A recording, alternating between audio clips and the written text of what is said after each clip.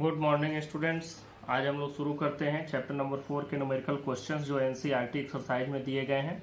इसके लिए आपके पास एनसीईआरटी बुक होनी चाहिए, नहीं है तो आप किसी भी साइट से सीबीएसई से या एनसीईआरटी की साइट पर जा करके, दीक्षा ऐप पर जा करके, बहुत सारे ऐप्स हैं, साइट्स हैं जिनसे आपको बुक मिल जाएगी। तो please download the book and read the question number 11। We start with the question number 11। जो इसके पहले के कुछ क्वेश्चन है बहुत सारे इजी क्वेश्चन है। दूसरी बात यह है कि कुछ ऐसे भी क्वेश्चन है जो थोड़ा सा मीनिंगलेस है, मतलब नहीं बनता है। तो हम लोग क्वेश्चन नंबर 11 से शुरू करते हैं। और देखो, इसमें जो हम लोग क्वेश्चन सॉल्व करेंगे एनसीईआरटी के, हम लोग पहले एडिशनल एक्सरसाइजेज को छोड़ करके जो रेस्ट ऑफ द क्वेश्चन है पहले हम उनको सॉल्व करने की कोशिश करते हैं, और बाकी जो एडिशनल एक्सरसाइजेज हैं उनको इसके बाद सॉल्व करेंगे। पहले हम लोग शुरुआत में अपने जो अच्छे क्वेश्चन हैं उनको देखते हैं। तो क्वेश्चन नंबर 11 से शुरू करते हैं। क्वेश्चन नंबर 11 की समरी मैं आपको समझा देता हूँ, आप लोग क्वेश्चन पूरा रीड कर लीजिएगा।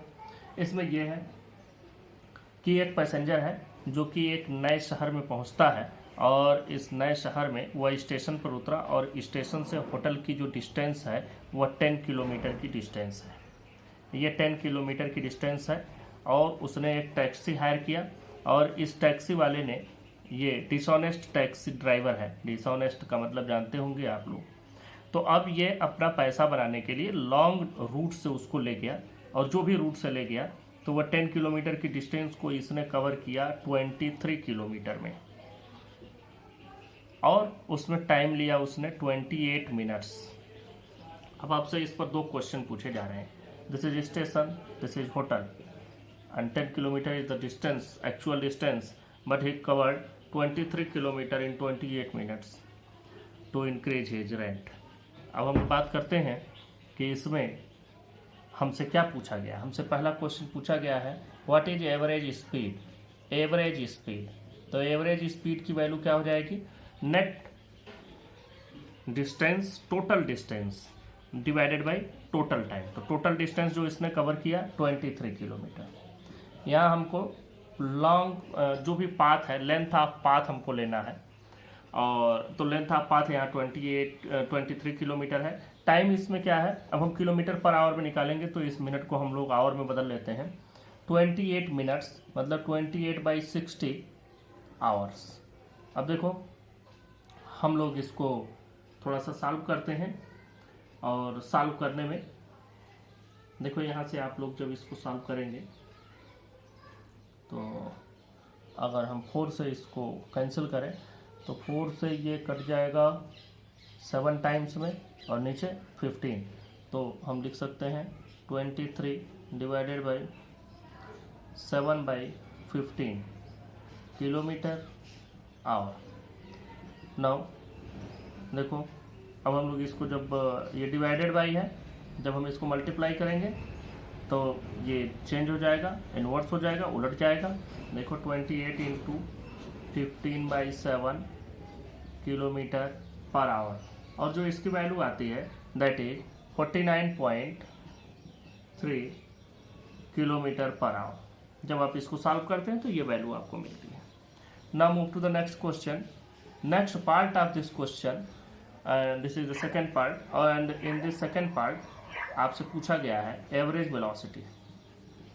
Average velocity means net displacement divided by total time. तो डिस्प्लेसमेंट कितना है, 10 किलोमीटर का ही डिस्प्लेसमेंट है, मतलब जो शॉर्टेस्ट पाथ है वो 10 किलोमीटर का ही है। तो हम लोग क्या लेंगे, 10 kilometre divided by time taken to complete. कितना लगा टाइम, 28, तो टाइम तो वही लगा, टाइम में कोई चेंज नहीं है, सिर्फ इसमें चेंज आ गया। अब देखो ये 10 किलोमीटर, 10 बाई, यहाँ भी हम लोग क्या लिखेंगे 7/15, और जब इसको और चेंज करोगे तो 10 इंटू 15/7 हो जाएगा, और इसको सॉल्व करने पर आपको मिलता है value 21.43 kilometre per hour. This is the velocity, average velocity, and this is the average speed. इस तरह से now move to the question number 12। Next question 4.12, 12th question.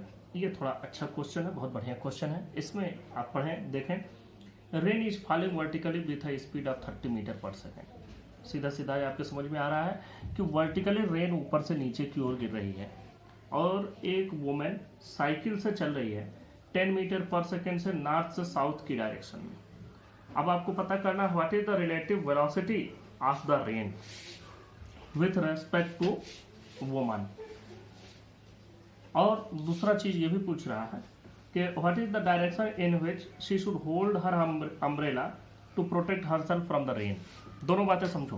पहली बात आपको यह समझनी है, अब देखो आदमी नॉर्थ से साउथ की डायरेक्शन में जाए या किसी भी डायरेक्शन में जाए, अगर एक आदमी ऐसे चल रहा है किसी भी डायरेक्शन में चल रहा है, चाहे वो नॉर्थ साउथ हो चाहे ईस्ट वेस्ट हो, तो रेन तो उसके जस्ट परपेंडिकुलर डायरेक्शन में ऊपर से नीचे की ओर गिरती है। यही डायरेक्शन हम लोग जानते हैं, तो हम लोग इसी टाइप का फिगर बना लेते हैं। हम लोग क्या ले लेते हैं कि देखो इस डायरेक्शन को हम थोड़ा अच्छे से बना देते हैं। ये देखो मान लेते हैं कि इसमें इस डायरेक्शन में साइक्लिस्ट वो वुमन जा रही है, तो ये वेलोसिटी हम लोग VW से रिप्रेजेंट करते हैं। मान लो इस डायरेक्शन में जा रही है और ऊपर से ये बारिश हो रही है, तो ये बारिश की डायरेक्शन हो गई। तो इस डायरेक्शन को हम लोग इधर बना सकते हैं, इसको लिख देंगे, इसको नीचे भी बना सकते हैं यहाँ पर भी। तो इसको बना लो वेलोसिटी ऑफ रेन। हमको क्या कैलकुलेट करना है, हमको कैलकुलेट करना है कि what is the velocity of rain with respect to the woman. मतलब आप लोग समझें कि उस महिला के लिए इस बारिश की क्या वेलोसिटी है ये पता करना है।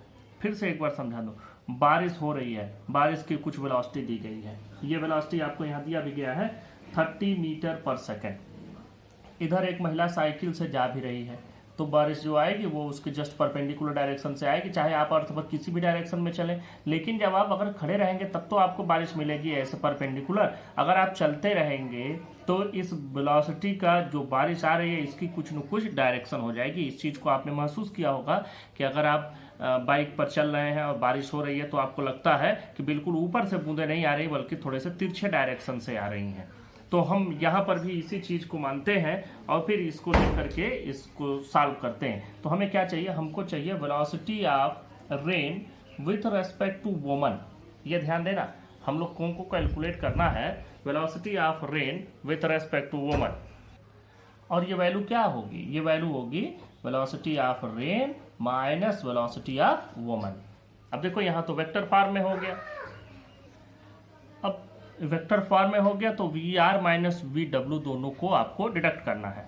तो देखो क्या घटाना है हमको, VR माइनस VW ये हमको चाहिए, मतलब velocity of rain minus velocity of woman. तो अब देखो ये तो VW की डायरेक्शन हो गई, तो अब इसको इसमें से डिडक्ट करना है तो हम क्या करेंगे, हम लोग VW माइनस में ले लेते हैं, इधर की ओर हो जाएगा माइनस VW। ये तो आपको मालूम ही है कि अगर एक वेक्टर में से दूसरे वेक्टर को डिडक्ट करना है तो उस वेक्टर के अपोजिट को उसी में ऐड कर देते हैं।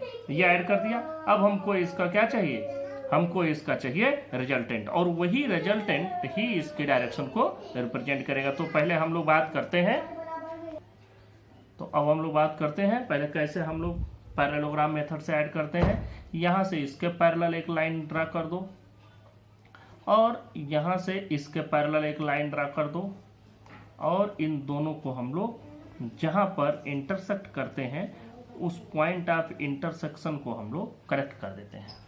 तो पॉइंट ऑफ इंटरसेक्शन को आपने कनेक्ट कर दिया, and this is the direction of, and this is the resultant of these two vectors, मतलब this is VR minus VW।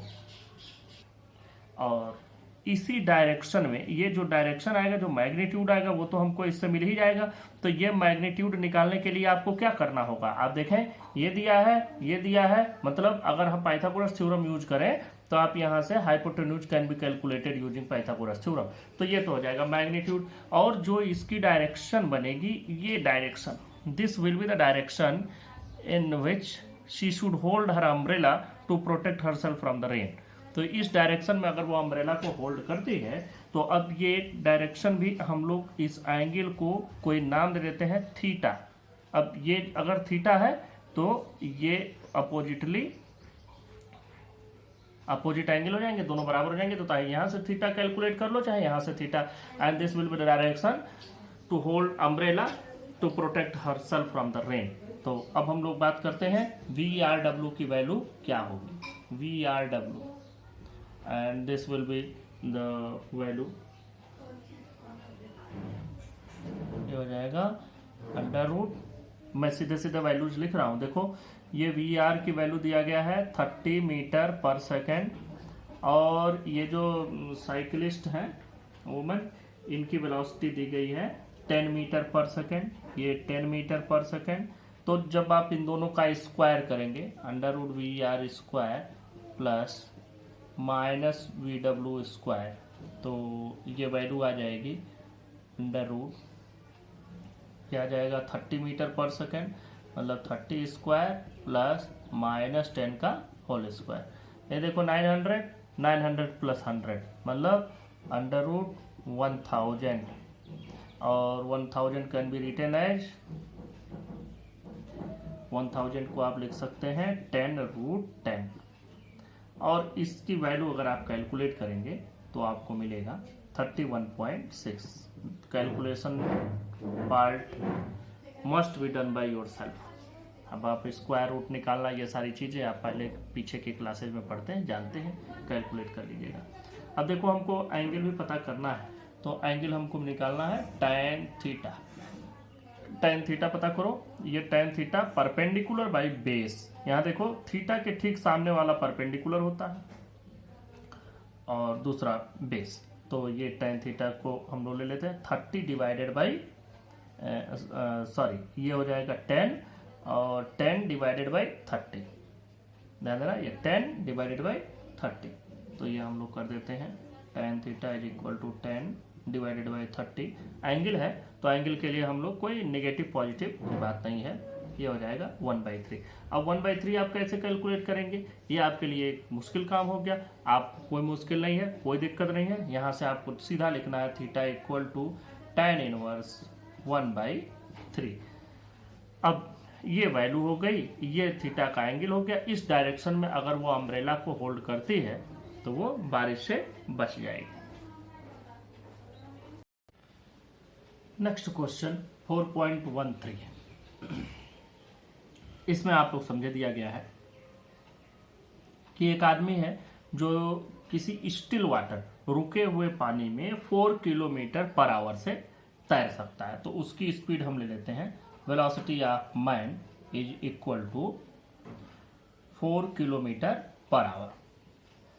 अब इसमें एक क्वेश्चन दिया गया है कि एक आदमी, उसको एक नदी मिलती है जिसकी चौड़ाई 1 किलोमीटर दी गई है, 1 किलोमीटर वाइड ये रिवर हो गई, और ये रिवर जो फ्लो हो रही है इसकी भी अपनी स्पीड है। रिवर में पानी, आप जानते हैं कि रिवर का मतलब ही है कि पानी बहता हुआ रहेगा, it is always in a continuous flow.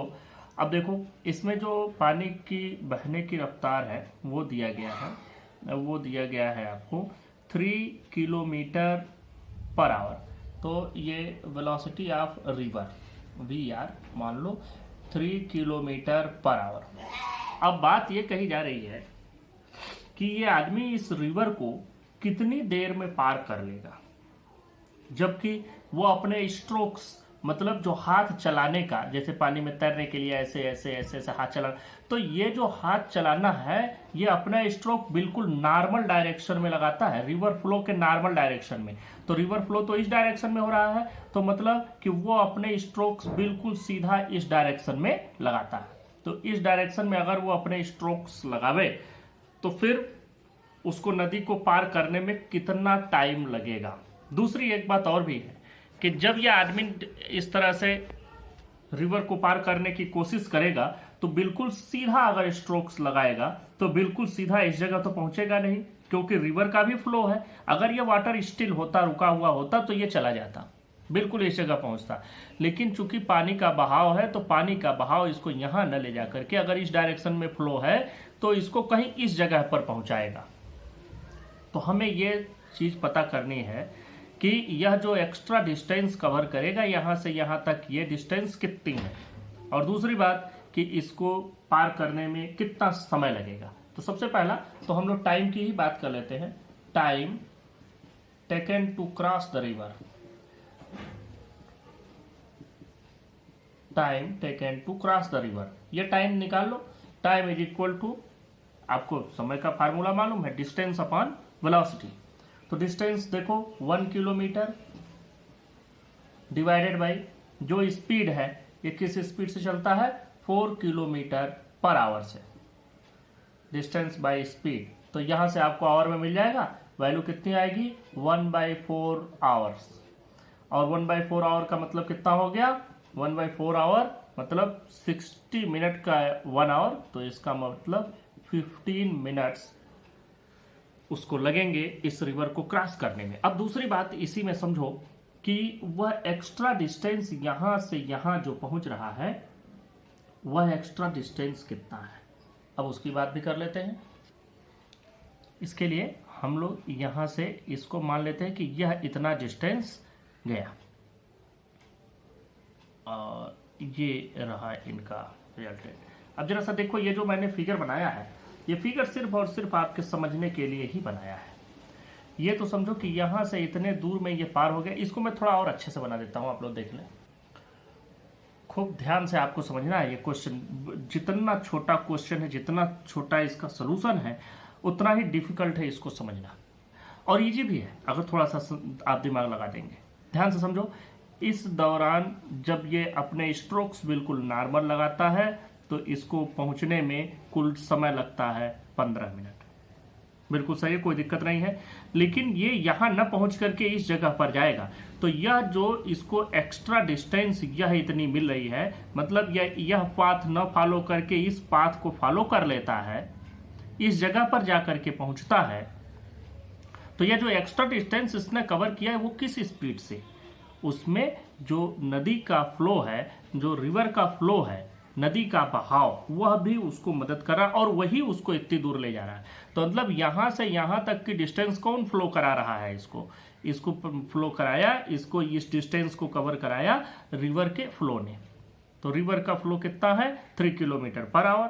तो और समय कितना लगा, उतने ही समय में 15 ही मिनट लगा उसको यहां से यहां पहुंचने में। लेकिन यह जो एक्स्ट्रा डिस्टेंस रही, यह कवर हो गया इसका 3 किलोमीटर पर आवर से।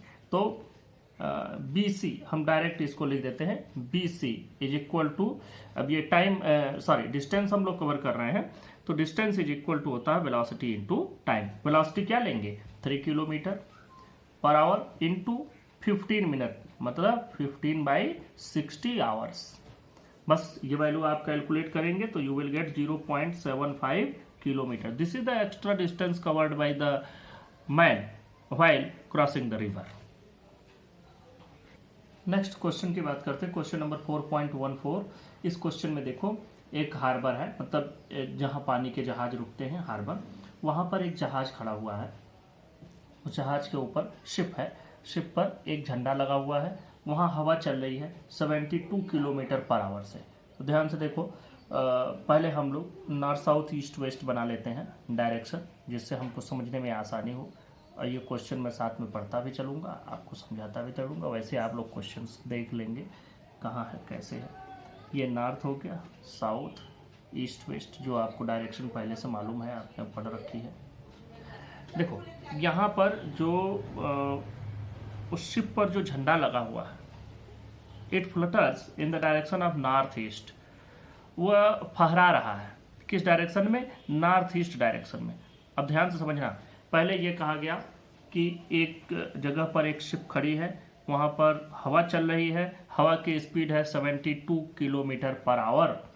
दूसरी बात, हाँ तो पहले हवा की स्पीड लिख देते हैं, 72 किलोमीटर पर आवर, ये तो हो गई द स्पीड ऑफ एयर। दूसरी बात, यहीं पर यह कहा जा रहा है कि जो उस शिप पर झंडा लगा हुआ है वह नॉर्थ ईस्ट डायरेक्शन में फहरा रहा है, नॉर्थ ईस्ट डायरेक्शन की ओर फ्लटर करता है। तो it flutters in the direction of north east, मतलब हवा की जो डायरेक्शन है, स्पीड तो मिल गई लेकिन उसकी डायरेक्शन क्या है, नॉर्थ ईस्ट।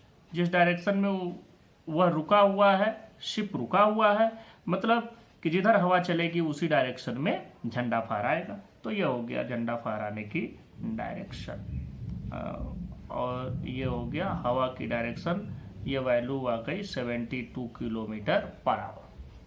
अब अगली बात देखें इसमें, अब यहीं पर एक और बात आती है कि यह जो बोट यहाँ पर खड़ी है, यह बोट चलना शुरू कर देती है नॉर्थ डायरेक्शन में। और जब यह बोट चलना शुरू करती है नॉर्थ डायरेक्शन में, किस स्पीड से चल रही है, दिया गया है speed 51 kilometre, velocity of boat is equal to 51 kilometre per hour. अब यह जब 51 किलोमीटर पर आवर से इस डायरेक्शन में चलना शुरू करेगी, वेलोसिटी ऑफ बोट इस डायरेक्शन में, तो उस समय यह झंडा किस डायरेक्शन में फ्लटर होगा, किस डायरेक्शन में फहराएगा, ये जरा ध्यान से समझ लेना। पूरा का पूरा बात आप एक बार फिर से समझ लें। यहाँ पर एयर की डायरेक्शन जो विंड ब्लो होती है उसकी डायरेक्शन दिया गया है 72 kilometre per our direction north east, वो भी इनडायरेक्टली दिया गया है। ये नहीं कहा गया है कि the direction of air blow is north east, बस ये कहा गया है कि झंडा फहरा रहा है तो जिस डायरेक्शन में, तो उसी डायरेक्शन में उसकी डायरेक्शन भी होगी हवा की, तो ये हमने ले लिया। दूसरी बात, अब ये बोट अभी तक तो खड़ी थी, इस जगह पर रुकी हुई थी, अब ये नॉर्थ डायरेक्शन में किसी स्पीड से चलने लगती है, वो स्पीड मैंने यहाँ लिख दी, यहाँ VB ही लिखा है, VB मतलब आप समझ लें, ये इस डायरेक्शन में चलना शुरू हो गया। अब अगली बात आती है, इसमें जो आपसे क्वेश्चन पूछा जा रहा है वो क्वेश्चन ये है, what is the direction of the flag on the mast of the boat. इसके ऊपर लगा हुआ जो झंडा है, अब उसकी नई डायरेक्शन क्या होगी, तो उसकी नई डायरेक्शन तो वही होगी जो विंड की डायरेक्शन होगी, और विंड की डायरेक्शन कब निकालेंगे, विथ रेस्पेक्ट टू बोट निकालेंगे। मतलब हमको क्या चाहिए, direction of wind with respect to boat. तो अब देखो इसके लिए हमको velocity of wind with respect to boat, ये चीज हमको कैसे मिलेगी, VW माइनस VB। तो VB को डिडक्ट करना है, तो VB हमने इस डायरेक्शन में लिया, तो माइनस VB इस डायरेक्शन में हो जाएगा, सिर्फ वेक्टर का ही खेल है ये हो गया माइनस VB। अब इन दोनों को आपको जोड़ देना है, जोड़ देना मतलब घट जाएगा ना, VW माइनस VB हो जाएगा। तो कैसे आप इसको जोड़ेंगे घटाएंगे, इसके लिए हम लोग यूज करेंगे parallelogram law of vector addition. तो देखो यहाँ से इसके पैरेलल लाइन ड्रा कर दो, यहाँ से इसके पैरेलल लाइन आप ड्रा करेंगे तो इस डायरेक्शन में कहीं जाएगा, यहाँ से इसके पैरेलल लाइन ड्रा करेंगे तो इस डायरेक्शन में जाएगा, और ये दोनों इस जगह पर आकर के इंटरसेक्ट करेंगे, ये जगह हो गई यहाँ इंटरसेक्ट किए, तो ये पता चल रहा है कि इस डायरेक्शन में ये आएगा। ये तो आपको देखकर ही वैसे ही पता चल गया कि लगभग ईस्ट डायरेक्शन की ओर आएगा, या ईस्ट से थोड़ा सा इधर भी हो सकता है। अब देखो इसको एग्जैक्टली हम लोग कैलकुलेट कर लेते हैं, और वो एग्जैक्ट कैलकुलेशन आपको मिल जाएगा। तो इसके लिए हम लोग इस एंगल का नाम लिख लेते हैं कि यह एंगल क्या एंगल फॉर्म कर रहा है। देखो पहली चीज तो यह एंगल 45 डिग्री है, क्योंकि एग्जैक्ट नॉर्थ ईस्ट दिया, मतलब बिल्कुल इन दोनों का मिडिल, और जो इसका रिजल्टेंट आ रहा है, रिजल्टेंट की डायरेक्शन हम लोग कंसीडर कर लेते हैं, यहाँ से इसकी डायरेक्शन ये मान लेते हैं कि ये बीटा एंगल फॉर्म करता है। ध्यान से समझना, इसका ये बीटा एंगल फॉर्म करता है किसके साथ, जो VW है अभी, मतलब नॉर्थ ईस्ट डायरेक्शन के साथ ये बीटा एंगल फॉर्म करता है।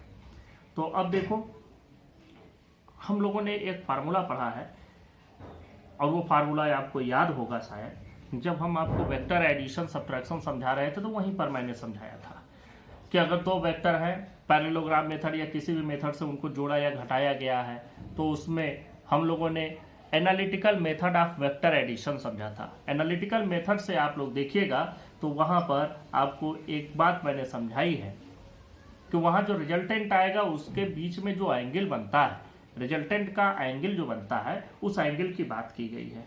तो उस एंगल की ही यहाँ भी बात करते हैं। तो उस एंगल को हम लोग यहाँ पहले हम फार्मूला लिख देते हैं, तब आप समझ लीजिए। फार्मूला था tan beta is equal to B sin theta divided by A plus B cos theta. अब ये जो देखो, ये जो बीटा एंगल बन रहा है, ये किससे बन रहा है, A से बन रहा है। अगर यही एंगल हम B से बनावें कि B से क्या एंगल है, तो यहाँ पर A हो जाएगा, यहाँ पर A हो जाएगा, इस जगह पर B हो जाएगा। और theta, theta is the angle between vector A and B।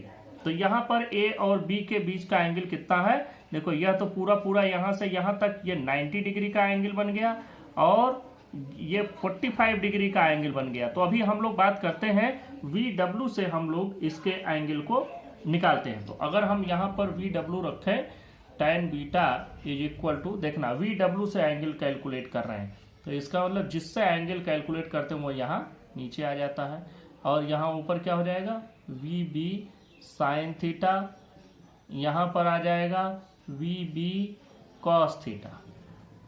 Theta कितना है, थीटा इज 135 डिग्री। ये मैं समझा देता हूँ। Theta is the angle between both vectors, दोनों वेक्टर के बीच का एंगल है जिनको जोड़ा या घटाया जा रहा है। तो देखो एक इस डायरेक्शन में, एक इस डायरेक्शन में है, यहाँ पर 45 डिग्री और ये 90 डिग्री, तो कुल मिला के एंगल कितना बना, theta is equal to 135 degree.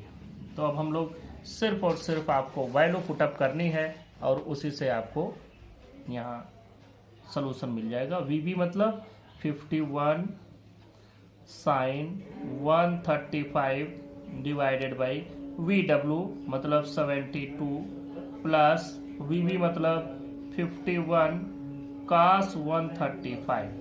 ये वैल्यू आपको रख देनी है। जब आप वैल्यू रखेंगे तो आप देखें यहाँ पर इसकी वैल्यू हो जाएगी 51। अब साइन की वैल्यू आपको पता नहीं है तो साइन 90 प्लस थीटा की फार्मूले से कैलकुलेट करेंगे। 51 साइन 90 प्लस 45 लिख सकते हैं, यहाँ 72 रहेगा प्लस 51, यहाँ भी यही फार्मूला आपको लगाना है, cos 90 प्लस 45। वैल्यू आप देखें क्या मिलेगा, 51 साइन 90 प्लस थीटा की जो वैल्यू आती है वो वैल्यू आती है cos थीटा। तो यहाँ हो जाएगा cos 45 divided by 72 plus 51 cos 90 plus theta. cos 90 plus theta की वैल्यू होती है माइनस साइन थीटा।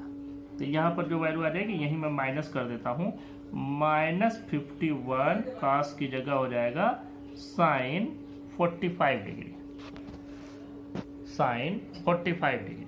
ये वैल्यू आपको मिल गई। अब आपको वैल्यू पुटअप कर देना है, बहुत इजी हो गया। अब देखो, अरे सॉरी यहाँ 51 लिखना था, 15 मैंने लिख दिया है गलती से। 51 cos 45 डिग्री की वैल्यू होती है 1/√2 डिवाइडेड बाई 72 माइनस 51 साइन 45 की वैल्यू भी 1/√2 ही होगा।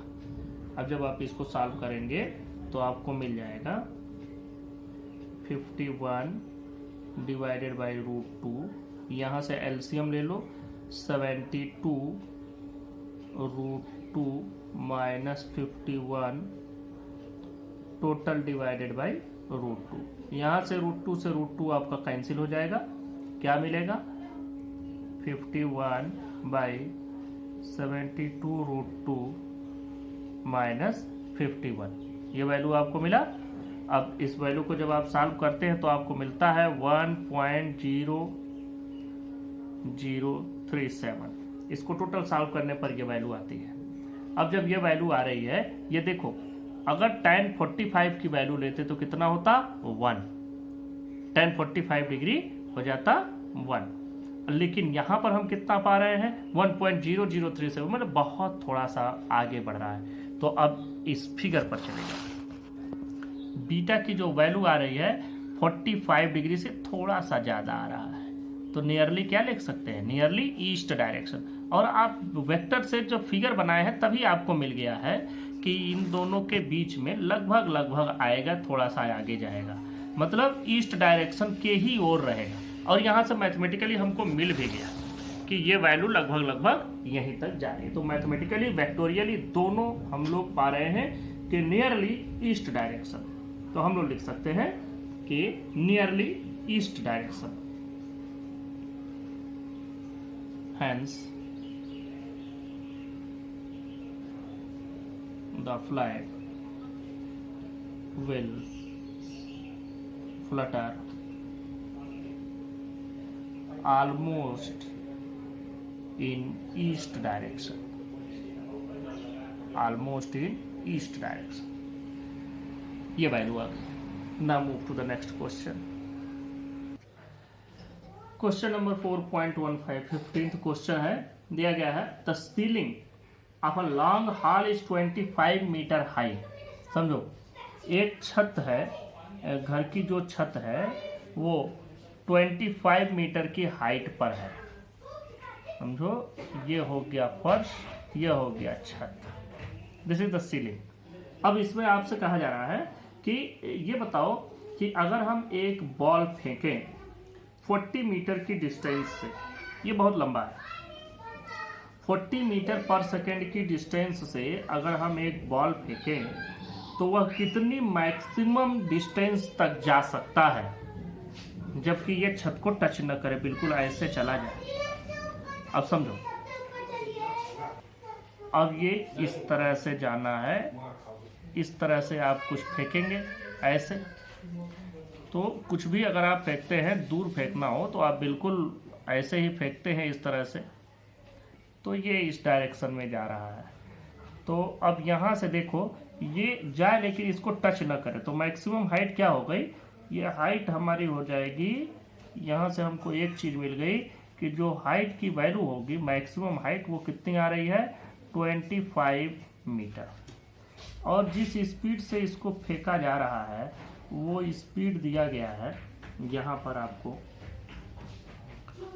u की वैल्यू है 40 मीटर पर सेकेंड। अब देखो, आपको मैक्सिमम हॉरिजॉन्टल रेंज पता करना है, तो मैक्सिमम हॉरिजॉन्टल रेंज के लिए हम लोग फार्मूला लगाते हैं और उस फार्मूले से ये वैल्यू कैलकुलेट कर लेते हैं।